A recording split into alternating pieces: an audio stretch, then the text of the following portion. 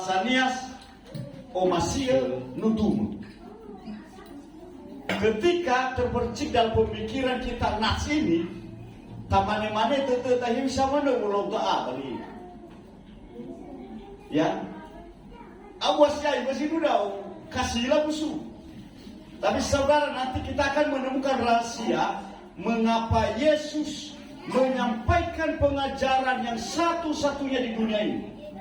Para tokoh-tokoh dunia, penulis-penulis hebat dunia tidak pernah menulis kalimat seperti ini. Dan pengajaran tidak ada dalam agama lain selain dari agama Kristen yang diturunkan oleh Yesus bahwa kasihlah. Tidak ada ajaran yang sehebat ini di dalam agama-agama lain. Kasihlah musuh. Nats ini adalah lanjutan dari khotbah Yesus di bukit. Ketika di ayat 5 pasal 5 ayat pertama itu, berbahagialah orang, berbahagia. Ada 9 kata bahagia yang disampaikan oleh Yesus khusus kepada murid-muridnya dan secara umum kepada yang hadir ketika dia khotbah di bukit. Saya pernah mendengar istilah orang tua kita dulu, orang zatua tafuna, imane bata na le gadudo, bale ugadu. Ini gaya hidup zaman orang tua kita di kampung. Tipenya si mana tahu saya, gue fober dekhu, vale fober dekhu. Saudara, apakah pada zaman Yahudi sebelum Yesus hadir pun, apakah hukum ini sudah ada? Perjalanan bangsa Israel sebelum pengajaran Yesus ini turun, maka ada namanya itu hukum duniawi dan hukum surgawi. Hukum duniawi, hampir semua penduduk di dunia mengenal istilah hukum pembalasan, hukum balas dendam.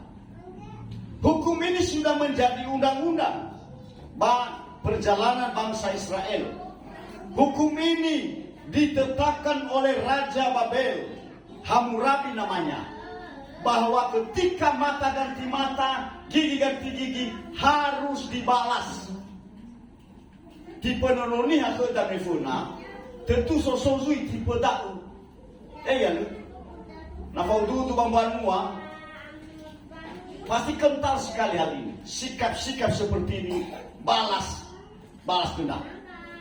Dan saya percaya bahwa sinumukoli bagi kota Bogor, aifa yang berbadan niha, noi sibo tipe dau, bano masuknya tipe pengajaran Yesus ada dalamnya. Ada.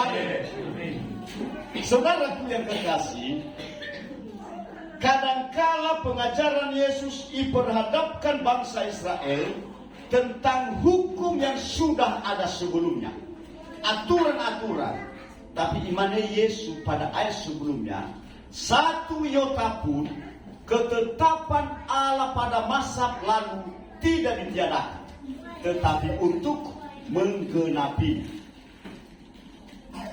Apa tujuan hukum duniawi yang ditetapkan oleh Raja Babel itu pada masa-masa itu? Karena terjadi peperangan antara bangsa, bahkan antara saudara pun terjadi peperangan. Maka hukum itu ditetapkan supaya apa? Ada 3 tujuan hukum duniawi yang dibuat itu. Tujuan yang pertama adalah untuk mengurangi kejahatan. Kalau ada orang yang mencuri, maka harus dicuri. Kalau ada orang yang membunuh, maka bagian keluarganya harus dibunuh. Ada yang lebih parah. Kalau harus membalas minimal 2 kali lipat dia dapat. Bisa begini. Kalau mata lawan kita sudah rusak 1, maka pihak lawan dia harus berjuang minimal 2 mata dia balas. Berkelanjutan dan harus balas membalas, dan teori favorit untuk fefutar balas membalas.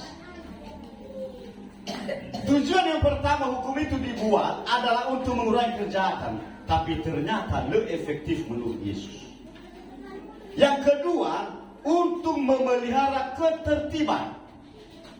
Sampai pada zaman Yesus pun ketertiban juga tidak menjamin hukum ini. Seakan-akan menakut-nakuti bangsa Israel dan semua orang yang ada pada zaman itu. Le efektif sulit. Yang ketiga adalah supaya agar orang takut berbuat jahat kepada sesamanya. Sehingga diambil kesimpulan, karena tiga ini tidak efektif, maka diambil sikap harus ke pengadilan. Dibuat satu pengadilan, maka dalam kitab Perjanjian Lama ada hakim-hakim. Sikap itulah akhirnya diambil karena tidak efektif jera ini.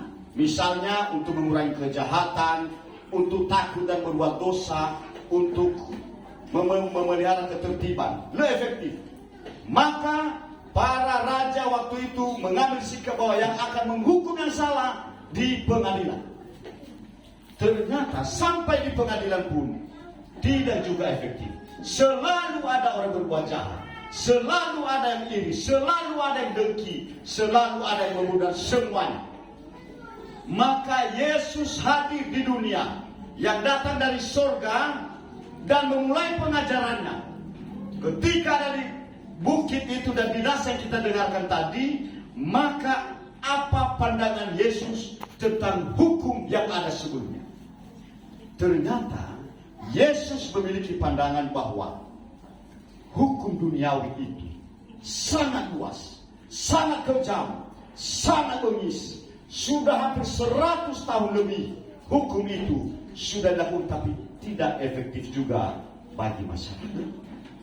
Saudaraku yang kekasih, ada 3 hal yang Yesus sampaikan pada nats ini tentang hukum duniawi berhubungan dengan kita sebagai orang percaya. Kita lihat tadi ada istilah, bila pipi kananmu ditampar, maka berikanlah pipi kirinya. Perhatikan saudara, simpel tawal kalimat da'a. Tetapi bangsa Yahudi, pipi kanan ini adalah sebuah sangat terhormat. Si Tola membayar pipi kanan hanya keluarga dekat dan hanya orang yang mengasihi kita. Misalnya begini, ayah kepada anaknya, Diulus, anakku. Hanya orang yang dekat yang bisa menjamah pipi kanan dan sangat terhormat bagi bangsa Yahudi. Tetapi bila ada orang lain yang menampar pipi kanan kita, maka itu penghinaan bagi kita. Dahil sa dua baru-baru tanah dan kontraskan Yesus, maka di Farong iman nilalape menai pipi kanan berikan pipi kiri. Kenapa? Ada rahasia yang nanti saudara pada akhir. Kenapa saudara? Kalau pipi kanan ditampar dan pipi kiri juga ditampar, adalah 2 kali penghinaan bagi kita. Nala besi tagi-tagi kustampai menutampai. Berarti 2 kali penghinaan tertubuh saya. Yesus mau katakan apa? Kasihlah musuh, nanti kita akan temukan rahasia. Yang kedua, ayat di ayat 40 tentang hak kepemilikan. Ada istilah dia pakai, kalau bajumu diambil, berikanlah jubahmu. Mari kita perhatikan. Setiap orang memiliki baju dan biasa saja baju itu. Bermacam-macam bentuk dan kesukaan kita masing-masing, itu hak bagi seseorang. Tetapi yang dimaksudkan Yesus di sini, kalau diambil bajumu, berikanlah jubahmu. Maka jubah di sini memiliki arti yang begitu penting. Arti yang bermanfaat di zaman di Timur Tengah. Kenapa? Ada makna. Yang pertama, jubah, tidak semua orang memiliki jubah di Timur Tengah. Pada zaman Yesus pun tidak semua punya. Karena pertama harganya mahal, yang kedua bahannya juga sulit. Maka yang pantas memakai jubah adalah hanya orang-orang tertentu. Dan manfaatnya ketika di musim panas dapat menjaga kulit kita dari sinar matahari. Jadi na susul si may balapanga sa ini, susul sa makipakai julid jubada berarti soccer apa saya baru tahu. Ya, ulah tutup info udah dengar aku dah. Faat untuk menghangatkan tubuh. Jadi ada dua musim di Timur Tengah. Ada musim panas dan musim dingin. Favorit dalam Indonesia, terpanggil ya, ada dua musim. Jadi saudara-saudaraku, kalau ada orang yang berperkara, biasanya hebat dunia hebat banua, nasohat dia masalah kadang-kala alu saja bukan itu. Ya, hal kegusager rafiat tadi penting perkara itu selesai. Tetapi pada zaman Yesus yang dapat digadaikan hanyalah jubah karena begitu berharga. Berbeda saya jubah tahu, maka alu saja dia perlu ya. Berharga sebaik, penting sebaik jubah tahu. Pasal nilainya hanya sama ke jubah tadi. Termasuk raga si dalima raga makada sama ke jubah. Yang dengar selain bahwa energi mulai ke raga pun berubah. Amin. Boy makate. Orang yang memiliki jubah dapat dipakai juga untuk menyelesaikan masalah. Tapi so ini jaminan. Nah masih gadega jubahmu harus pengabuli sebelum matahari terbenam. Ada di kitab Keluaran pasal 22 ayat 26. Maka katakanlah dari pagi hari gadega jubah baniha bau fuli kau dan tanobi wajib. Nah hati fuli maka kita sudah melanggar hukum Allah. Yang ketiga, yang pertama tadi pipi kanan berharga, kemudian juga begitu penting dan bermanfaat. Yang ketiga adalah bagi orang yang meminjam. Ada istilah dia pakai tadi di sana. Yang meminjam, kita harus terbuka. Jangan boleh kita harus share kepada sesama kita. Kadang-kala Yesus mengajarkan sekalipun kepunyaanmu sudah diambil, maka tolong dan bantulah. Ini kadang-kadang sulit ya. Lo rasa sudah diambil hati, minta jantung. Dan ini fagor dawa ni Yesus begini batana. Imanen ni habe tola lalu seki, wala lalu seki banyak solusi kamu. So kalimatnya beda bagikan. Apakah upahmu? Jadi yang dimaksudkan Yesus adalah harus lebih daripada itu. Kenapa di ayat selanjutnya dia katakan orang yang sudah melakukan ini akan diangkat menjadi anak-anak Allah.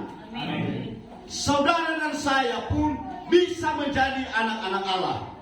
Hadiahnya kebanggaan kalau sudah menjadi anak Allah. Beda dengan anak tunggal dan anak-anak Allah. Kalau anak tunggal hanya satu-satunya yaitu Yesus yang telah menjadi manusia. Tetapi kalau anak-anak Allah, kita adalah anak-anak yang diadopsi oleh Allah, ditarik dari kegelapan, diangkat menjadi anak-anaknya Allah. Hati keluarga, kita dapat mewarisi kerajaan. Amin. Saudara-saudaraku yang kekasih, mari kita merenung. Siapakah sesungguhnya yang Yesus katakan kasihilah musuhmu? Konteks daga sulit-sulit kita pelajari ya musuh adik. Sekalipun oya zo musuh ya itasi dunia na kisah. Oya dari pengajaran dari gaya hidup kita yang sederhana, karena dalam diri orang Kristen sudah ada kasih. Nuso bau masih bangotnya kiriso. Dalam musuh-musuh di mana itu. Tapi apa yang dikatakan Yesus? Siapa musuh kita sesungguhnya? Musuh kita sesungguhnya adalah yang pertama, orang yang keluar dari kebenaran Allah.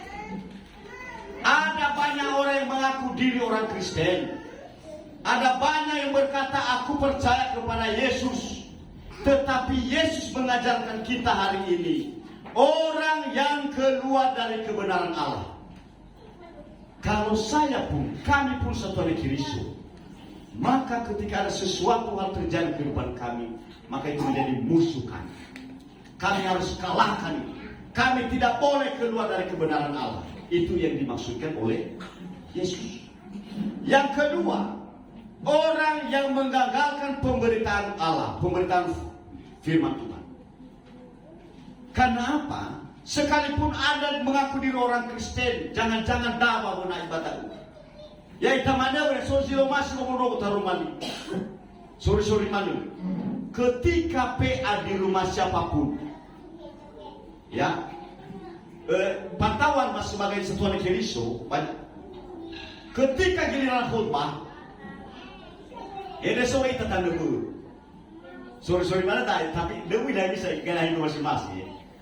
Sudah bah HP, saya di status TikTok, WA, sering sekali itu.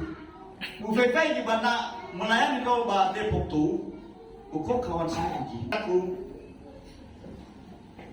permusuhan itu sifatnya apa? Merusak, menyiksa, menyerang kita, menghancurkan kita. Sifat dari kasihilah musuhmu adalah untuk merusak kita, merusak organisasi gereja, menyiksa kita, menyerang pelayanan kita, menghancurkan kegiatan gereja. Itu musuh kita yang ada di sekitar ini.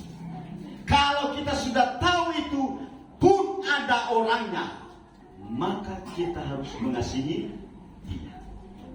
Saudara yang kekasih, Sozi Faudu, Bapak Majoritan, Olatan. Terakhir, bagaimana kita bisa mengasihi musuh? Bisa kita untuk mengasihi musuh. Yang pertama, berbuat baik kepada yang membenci kamu. Lukas 6 ayat 27.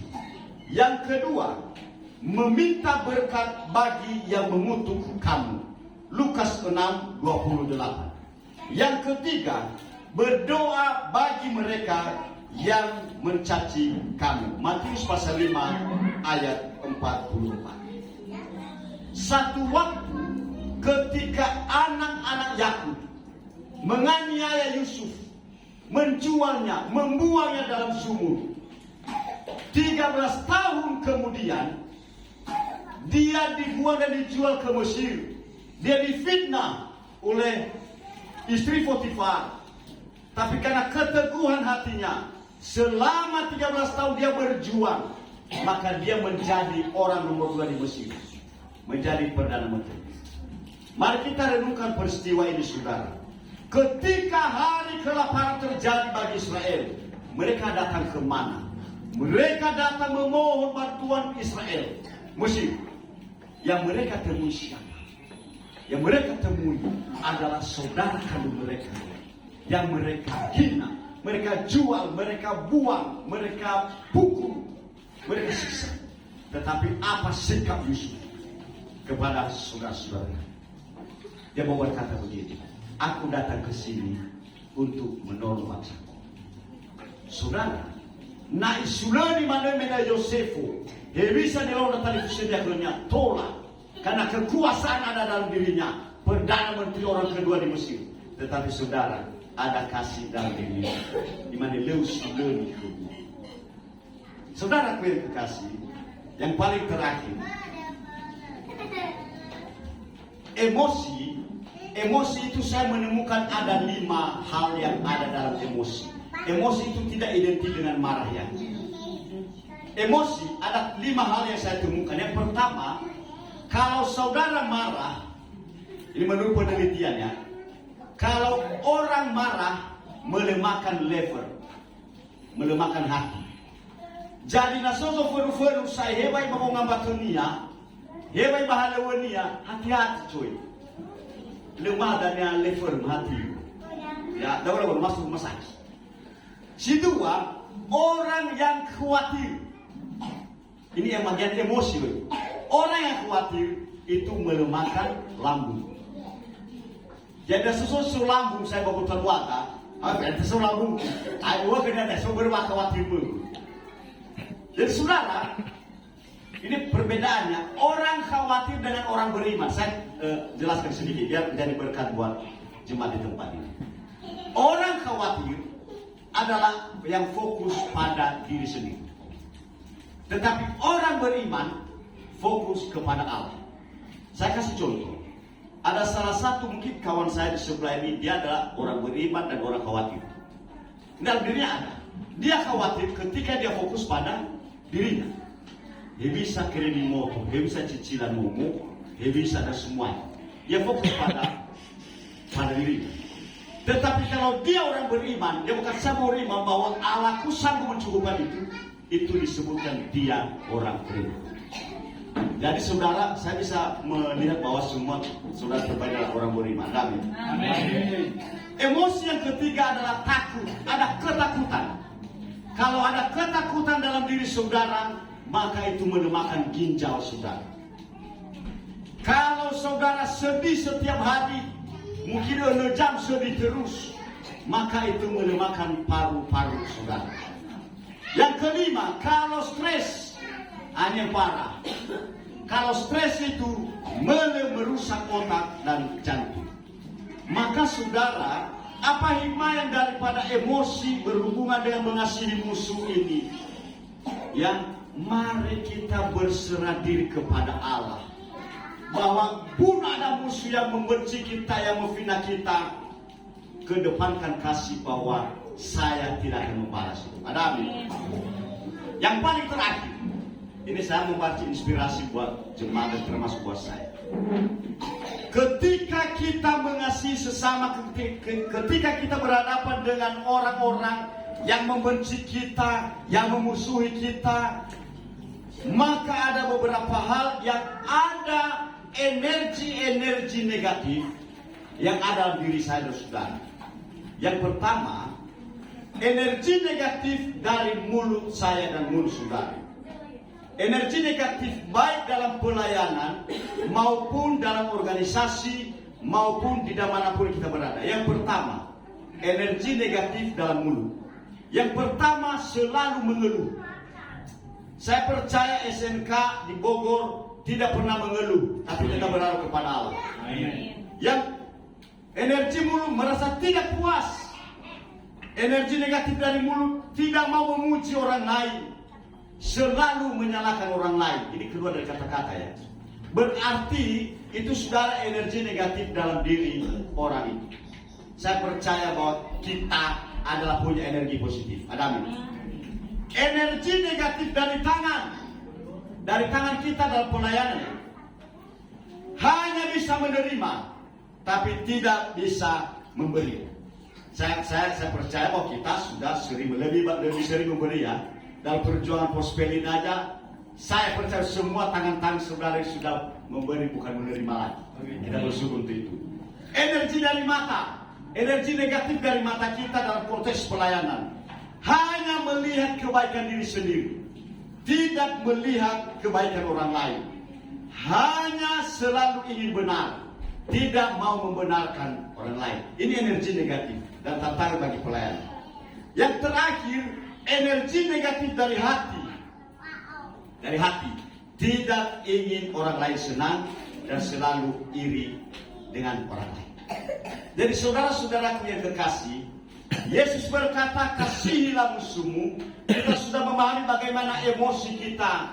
Apa yang terjadi ketika kita marah, khawatir, takut, sedih, dan stres. Kita juga pahami bagaimana energi dari mulut kita, tangan kita, mata kita, dan hati kita. Maka ketika kita sudah ada Kristus, Yesus berkata, kamu diangkat menjadi anak-anak Allah. Amin. Jadi yang paling terakhir kepada jemaat Bogor ini, kita pakai istilah saya, naleuga duto, paleuga duto. Memang tensi Bogor kan, masyarakat Bogor secara umum ya, itu karena awalnya dingin ya. Jadi asosomai fuzok balas ok. Jadi beda dengan Depok, hanya beberapa titik itu di Depok. Jadi Tuhan Yesus memberkati firman-Nya. Mari kita membacakan, ada hafalan ya.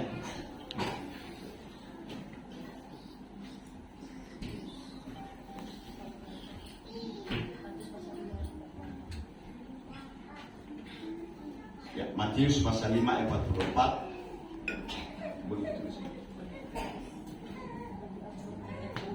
Mari kita baca bersama-sama ayat hafalan Matius 5 ayat 44. 3, 2, 1. Tetapi aku berkata kepadamu, kasihilah musuhmu, dan berdoalah bagi mereka yang menganiaya kami. Tuhan berkati. Mari kita bernyanyi.